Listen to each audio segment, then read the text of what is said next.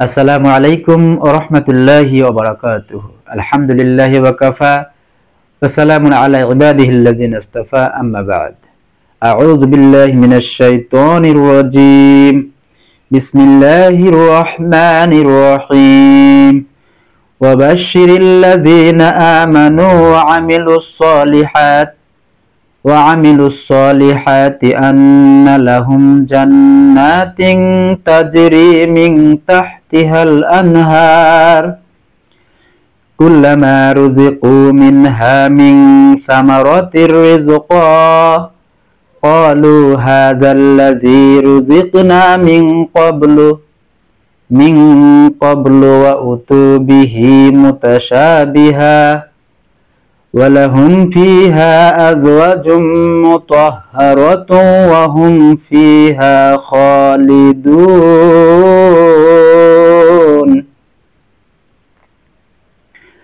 আর যারা ঈমান আনে এবং সৎ কাজ করে তাদেরকে সুসংবাদ দিন, তাদের জন্য রয়েছে জান্নাত, যার তলদেশে নদী প্রবাহিত।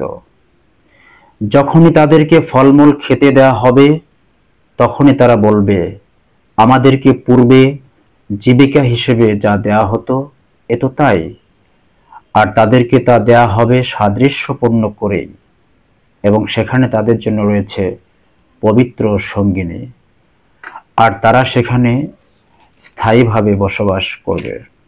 প্রিয় দর্শক, আপনারা যে যেখান থেকে আমাদের সঙ্গে যুক্ত হয়েছেন সকলকে দারসুল কোরআনে স্বাগত জানাচ্ছি। আজকে আমরা আলোচনা করব কোরআনুল কারীমের 2 নম্বর সূরা, সূরা আল বাকারার 25 নম্বর আয়াত নিয়ে। এখানে আল্লাহ রাব্বুল আলামিন বলছেন যে ওয়াবাশশিরিল্লাযিনা আমানু ওয়া আমিলুস সলিহাত, যারা ঈমান আনে এবং সৎকর্ম করে তাদেরকে সুসংবাদ দিন। দেখুন, এখানে সুসংবাদ দিতে বলা হচ্ছে তাদেরকে যারা ঈমান আনে এবং সৎকর্ম করে।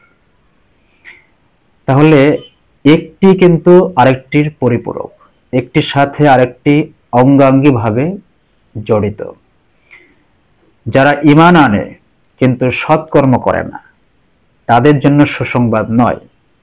তারপরে যেটি বলা হচ্ছে আন্না লাহুম জান্নাতিন তাজরি মিন তাহতিহাল আনহার, নিশ্চয় তাদের জন্য রয়েছে জান্নাত যার তলদেশে নদী সমূহ প্রবাহিত। তাহলে এই জান্নাত তাদের জন্য নয়, তাদের জন্য সুসংবাদ নয় যারা ঈমান আনে কিন্তু সৎকর্ম করে না।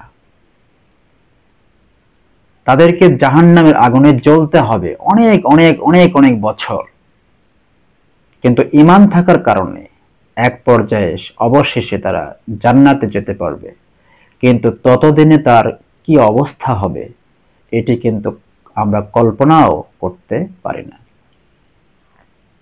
পক্ষান্তরে যাদের ঈমান নেই, এই অদৃশ্যের প্রতি যারা বিশ্বাস করে না কিন্তু সৎকর্ম করে, তাদের কি হবে?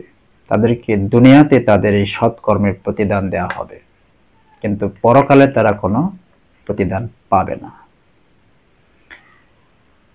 তাহলে আমাদেরকে যেটি করতে হবে, আমরা যারা আল্লাহর প্রতি এই যে অদৃশ্য বিষয়সমূহের প্রতি বিশ্বাস রাখি তাদেরকে আমাদেরকে সৎকর্ম সম্পাদন করতে হবে।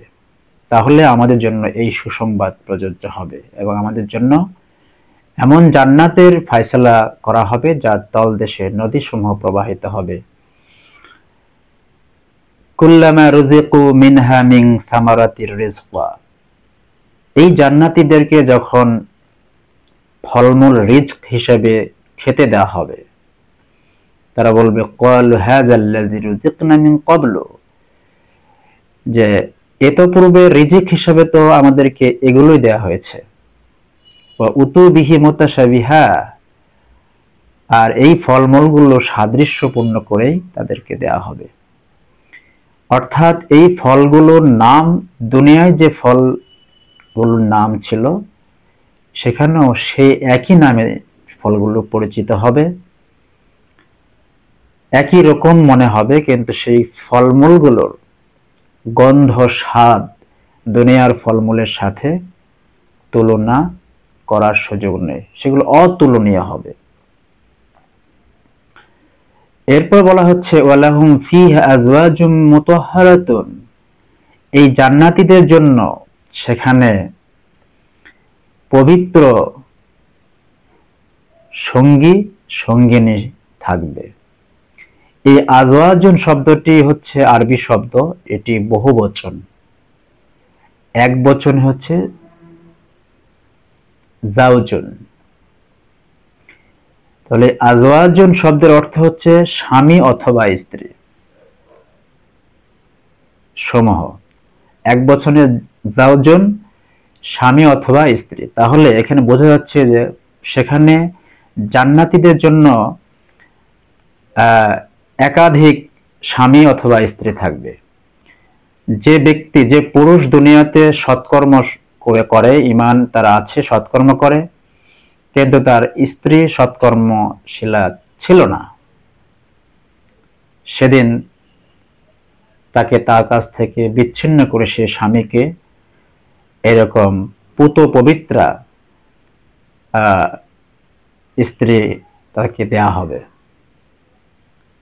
আবার যে স্ত্রী দুনিয়াতে সৎকর্মশীলা ছিল কিন্তু তার স্বামী সৎকর্মশীল ছিল না, তাকেও সেদিন সেই স্ত্রীর কাছ থেকে বিচ্ছিন্ন করা হবে এবং তাকে এরকম পুত পবিত্র স্বামী দেয়া হবে।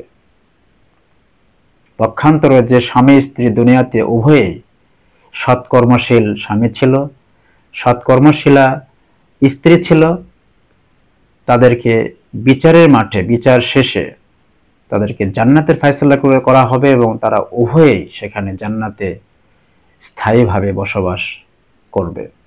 আমরা যারা মুমিন তারা যেন নিয়মিত সৎকর্ম সম্পাদন করে জান্নাতে প্রবেশ করতে পারি এবং জান্নাতের নিয়ামত রাজি লাভ করে ধন্য হতে পারি। আল্লাহ রাব্বুল আলামিন আমাদের সকলকে সেই তৌফিক দান করুন। সুবহানাকাল্লাহুম্মা বিহামদিকা আশহাদু আল্লা ইলাহা ইল্লা আনতা আস্তাগফিরুকা ওয়া আতুবু ইলাইক।